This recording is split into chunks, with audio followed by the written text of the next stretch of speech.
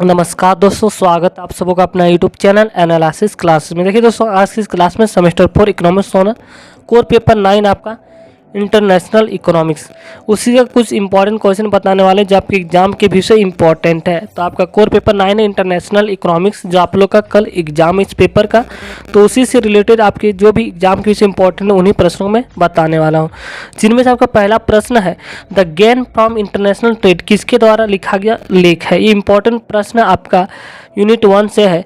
The gain from international trade किसके द्वारा लिखा गया है, तो यहाँ पे ऑप्शन राइट हो जाए सैमुअलन से। ठीक है, ऑप्शन नंबर डी होगा। नेक्स्ट प्रश्न है question number 2, the gain from international trade once again 1962 ईस्वी में लिखा गया, यह लेख किसने प्रस्तुत किया। ऑप्शन नंबर ये एडम स्मिथ, रिकार्डो, मिल, सैमुअल्सन। तो यहाँ ये भी सैमुअल्सन के द्वारा लिखा गया है। और कि the gain from international trade से जो भी आपको ऑब्जेक्टिव प्रश्न आता है, इसका राइट आंसर सैमुअलन होगा। ठीक है, नेक्स्ट प्रश्न है, तुलनात्मक लागत के सिद्धांत के प्रतिपादक कौन है। वेरी मोस्ट इंपॉर्टेंट प्रश्न आपका इंटरनेशनल इकोनॉमिक्स का ऑब्जेक्टिव प्रश्न। Option number A Adam Smith, option number B है Ricardo, option number C Mill, option number D Meier. तो तुलनात्मक लागत सिद्धांत के प्रतिपादक जो है एडम स्मिथ है। ठीक है, तो पहले इकोनॉमिस्ट थे एडम स्मिथ, जिन्होंने तुलनात्मक लागत सिद्धांत को प्रस्तुत किया, बाद में रिकार्डो आए थे। ठीक है, तो बहुत से स्टूडेंट यहाँ पे कंफ्यूज हो जाते हैं। यहाँ पे राइट आंसर होगा एडम स्मिथ। एडम स्मिथ का जब तुलनात्मक लागत सिद्धांत में सफल हुआ, इसके बाद ही रिकार्डो आए। तो आपसे पूछा कि प्रतिपादक कौन है, तो ये आपका राइट आंसर ऑप्शन नंबर ये होगा एडम स्मिथ। ठीक, नेक्स्ट प्रश्न, अंतर्राष्ट्रीय व्यापार उस समय संभव होता है जबकि श्रम विभाजन राष्ट्रीय सेवाओं के बाहर किया जाता है। यह कथन किसका है, तो ये एक कथन जो है एल्सवर्थ के कथन है। ठीक है, ऑप्शन नंबर बी यहाँ पे राइट आंसर हो जाएगा। नेक्स्ट इंपॉर्टेंट प्रश्न, आंतरिक एवं अंतर्राष्ट्रीय व्यापार में क्या समानता है। आंतरिक यानी कि जो देश के अंदर, और अंतर्राष्ट्रीय यानी कि देश के बाहर। ठीक है, व्यापार में क्या समानता है, समानता पूछा गया। तो ऐच्छिक सौदे, दो पक्ष, वस्तुएं तथा सेवाओं का विनिमय, ऑप्शन नंबर डी उपयुक्त सभी। तो ये सभी जो है, ये सभी समानताएं हैं। ठीक है, अगला क्वेश्चन इसी से है, किसकी दृष्टि में अंतर्राष्ट्रीय व्यापार अंतर क्षेत्रीय व्यापार की एक विशिष्टा दशा है। ऑप्शन नंबर ए है आपका हेबरलर, ऑप्शन नंबर बी है मिल, ऑप्शन नंबर सी रिकार्डो, ऑप्शन नंबर डी योहलिन। तो यहाँ पे राइट आंसर हो जाएगा योहलिन के अनुसार मानना था कि अंतर्राष्ट्रीय व्यापार अंतर क्षेत्रीय व्यापार की एक विशिष्टा दशा है। नेक्स्ट प्रश्न है आपका है, जब व्यापार किसी देश की सीमा के अंतर्गत होता है तो उसे क्या कहा जाता है। जब व्यापार किसी देश की सीमा के अंतर्गत होता है तो उसे अंतर क्षेत्रीय व्यापार कहा जाता है। ठीक, नेक्स्ट प्रश्न आपका है, रिकार्डो के तुलनात्मक लागत के सिद्धांत की व्याख्या की, यानी कि रिकार्डो के तुलनात्मक लागत के सिद्धांत की व्याख्या की मूल्य के श्रम के सिद्धांत के आधार पर। ऑप्शन नंबर बी है प्रतिपूरक मांग के आधार पर, ऑप्शन नंबर सी है देव वक्र के आधार पर, ऑप्शन नंबर डी किसी पर नहीं। तो रिकार्डो ने तुलनात्मक लागत सिद्धांत की जो व्याख्या की थी वो मूल्य के श्रम के सिद्धांत के आधार पर। ऑप्शन नंबर ये है इसका राइट आंसर। ठीक है, इसको हम थ्योरी में भी बताए हुए हैं। नेक्स्ट प्रश्न है, अंतर्राष्ट्रीय व्यापार का निरपेक्ष लागत सिद्धांत का प्रतिपादक किसने किया। तो अंतर्राष्ट्रीय व्यापार का निरपेक्ष लागत सिद्धांत जो एडम स्मिथ प्रस्तुत किया, तो राइट आंसर ऑप्शन नंबर ए होगा। यानी कि तुलनात्मक लागत का सिद्धांत जो भी क्वेश्चन रिलेटेड आता है, राइट आंसर ऑप्शन नंबर ए होगा एडम स्मिथ। इसे आप ध्यान में रखिएगा। नेक्स्ट प्रश्न है, विशिष्टीकरण केवल निम्नलिखित स्थिति में ही संभव, बढ़ती हुई लागत, घटती हुई लागत, लागत समता की स्थिति, ऑप्शन डी कोई भी। तो यहाँ पे विशिष्टीकरण केवल जो है बढ़ती हुई लागत पर ही संभव है, option number A right answer. Next प्रश्न, अंतर्राष्ट्रीय व्यापार के सिद्धांत के अंतर्गत हेबरलर ने किस परिमेय का प्रतिपादक किया। तो अंतर्राष्ट्रीय व्यापार के सिद्धांत के अंतर्गत हेबरलर ने ऑप्शन नंबर बी यानी कि अवसर लागत प्रमेय का प्रतिपादन किया था। नेक्स्ट प्रश्न है, किसने कहा तुलनात्मक लागत सिद्धांत में सत्य ही बहुत महत्वपूर्ण झलक है। तो ये कथन जो है सैमुअल्सन ने कहा था, ऑप्शन नंबर सी यहाँ पे राइट आंसर होगा। किसने कहा कि तुलनात्मक लागत सिद्धांत में सत्य ही बहुत महत्वपूर्ण झलक है, तो यह सैमुअल्सन का कथन है। अगला प्रश्न, modern theory of international trade कहते हैं किसको, तुलनात्मक लागत सिद्धांत को, अवसर लागत सिद्धांत को, हेक्चर योहलियन सिद्धांत को, किसी को भी नहीं। तो modern theory of international trade जो है हेक्चर योहलियन सिद्धांत को कहा जाता है, option number C right answer होगा। इसे आप ध्यान में रखिएगा। नेक्स्ट वेरी मोस्ट इंपॉर्टेंट प्रश्न आपका, स्वतंत्र व्यापार यानी कि फ्री ट्रेड का वैज्ञानिक रूप से सूत्रपात किसने किया। तो स्वतंत्र व्यापार का वैज्ञानिक रूप से सूत्रपात जो है एडम स्मिथ ने किया, ऑप्शन नंबर ये राइट आंसर होगा। स्वतंत्र व्यापार से रिलेटेड लॉन्ग टाइप के प्रश्न आपके एग्जाम के से इंपॉर्टेंट, इसको आप पढ़ लीजिएगा। ठीक है, next important very very most important प्रश्न यहाँ पे, वेल्थ ऑफ नेशन किसकी रचना है? तो वेल्थ ऑफ नेशन जो है एडम स्मिथ का रचना है। Option number D right answer.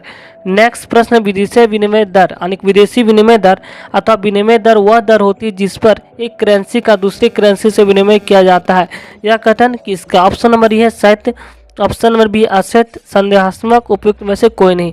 तो यहाँ पे जो राइट आंसर हो जाएगा ऑप्शन नंबर ये होगा सत्य, यानी कि विदेशी विनिमय दर अथवा विनिमय दर वह दर होती है जिस पर एक करेंसी का दूसरे करेंसी से विनिमय किया जाता है। ठीक है, अगला प्रश्न जो है सारा विनिमय से 2-4 प्रश्न है। पहला है, विनिमय दर एक देश की मुद्रा का दूसरे देश की मुद्रा में व्यक्त मूल्य है, या किसका कथन है? तो यह एसर का कथन, ऑप्शन नंबर ये राइट आंसर। अगला क्वेश्चन है आपका, तो ये जितने भी क्वेश्चन आउट ऑफ सिलेबस है, क्यों आपके सिलेबस में वर्ल्ड बैंक के बारे में नहीं पढ़ना है, बैंक के बारे में, इसको हम इसलिए आगे बढ़ा रहे हैं। ठीक है, WTO का मुख्यालय जेनेवा में, बस इसको याद रख लीजिए, लेकिन आपके सिलेबस के अकॉर्डिंग ये भी नहीं पढ़ना है। ठीक, हाँ आपको पढ़ना है विश्व व्यापार संगठन को भी नहीं पढ़ना है, यानी कि वर्ल्ड ट्रेड ऑर्गेनाइजेशन, लेकिन इसको आप याद रखिएगा कि वर्ल्ड ट्रेड ऑर्गेनाइजेशन का जो मुख्यालय है वो जेनेवा में है। ओके, WTO के बारे में उतना कोई खास नहीं पढ़ना क्योंकि आपके रेडियो सिलेबस में ये सब हटा दिया गया। यहाँ आपको पढ़ना है भुगतान संतुलन यानी कि बैलेंस। ठीक है, पेमेंट बैलेंस।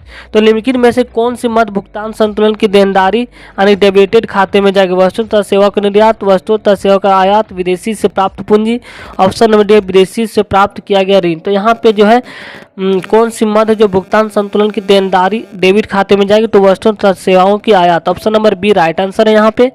नेक्स्ट प्रश्न, निम्नलिखित मदों में से कौन सी मद भुगतान संतुलन की दृश्य मद कहलाएगी? तो यहाँ पे वस्तुओं का निर्यात जो होगा दृश्य मद कहलाएगी। ओके, नेक्स्ट प्रश्न, भारत के पास विदेशी मुद्रा भंडारों के बढ़ते का कारण है? तो इसका कारण है चालू खाते के घाटे का घटता दबाव और शुद्ध पूंजी आयात में वृद्धि। दोनों आपका right answer option number C होगा। ओके, नेक्स्ट प्रश्न है, निजी क्षेत्र की बैंकिंग कंपनियों में प्रत्यक्ष विदेशी निवेश की सीमा कितनी प्रतिशत है? तो 49%, ऑप्शन नंबर बी। नेक्स्ट प्रश्न, भुगतान संतुलन को किस खाते में रुपये की पूर्ण परिवर्तनता स्वीकार की जाती है? तो यहाँ पे आपको राइट आंसर हो जाएगा चालू खाता में। नेक्स्ट प्रश्न आपका, भारत को एफडीआई में प्रथम स्थान किस देश को है? तो मॉरिशस को जो है भारत को एफडीआई में प्रथम स्थान प्राप्त है। नेक्स्ट है आपका एसआई विकासशील देशों में विदेशी प्रत्यक्ष निवेश अंतर्प्रवाह किस देश का अधिकतम है? तो इसका जो राइट आंसर होगा ऑप्शन नंबर सी होगा, चीन को जो है आप जो प्रत्यक्ष यानी कि डायरेक्ट निवेश अंतर्प्रवाह देश का अधिकतम है विकासशील देशों में। Okay, next very very most important प्रश्न, द इंटरनेशनल इकोनॉमी किसकी रचना है? तो द इंटरनेशनल इकोनॉमी जो है वो एल्वर्स का रचना, option number A right answer होगा। किसने लिखा है कि अंतर्राष्ट्रीय अर्थशास्त्र का संबंध उन समस्त आर्थिक सौदे से हैं जो देश की सीमा से बाहर किए जाते हैं? किसका कथन है? तो ये जो है हेरोड का कथन, ऑप्शन नंबर यहाँ पे डी राइट आंसर होगा। ओके, अंतर्राष्ट्रीय व्यापार के सिद्धांत का सूत्रपात किसने किया? तो अभी कुछ देर पहले इस क्वेश्चन रिपीट है, एडम स्मिथ। ठीक है, वेरी वेरी मोस्ट इंपॉर्टेंट प्रश्न ऑब्जेक्टिव।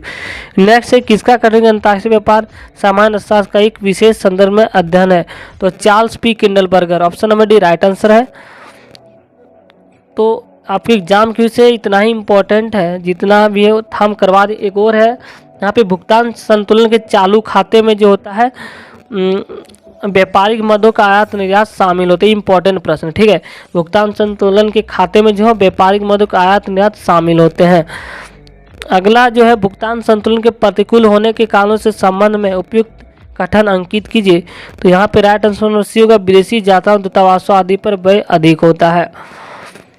ठीक है, तो थैंक यू गाइस, आपकी एग्जाम क्यों से इतना है, हमने जो भी देखा इंपॉर्टेंट क्वेश्चन आपको करवा दिए। अगर आप हमारे चैनल पर नहीं तो चैनल को सब्सक्राइब कर लीजिए ताकि आपको आने वाली वीडियो का नोटिफिकेशन समय पर मिल सके। थैंक यू, धन्यवाद।